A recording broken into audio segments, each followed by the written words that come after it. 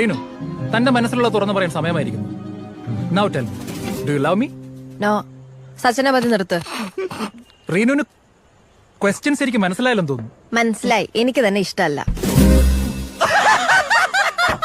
ഓ, ഞാനൊന്ന് വഴക്ക് പറഞ്ഞതിലുള്ള പരിഭവം. എന്നെ ഇഷ്ടമാണെന്ന് നിന്നെ തുറന്നങ്ങ് സമ്മതിച്ചേക്കും മാഡം.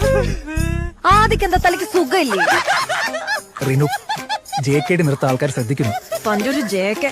എടോ, എനിക്ക് തന്നെ ഇഷ്ടമല്ല, അത്ര തന്നെ. Any reason? ഒരു 100 റീസൺ തരാം.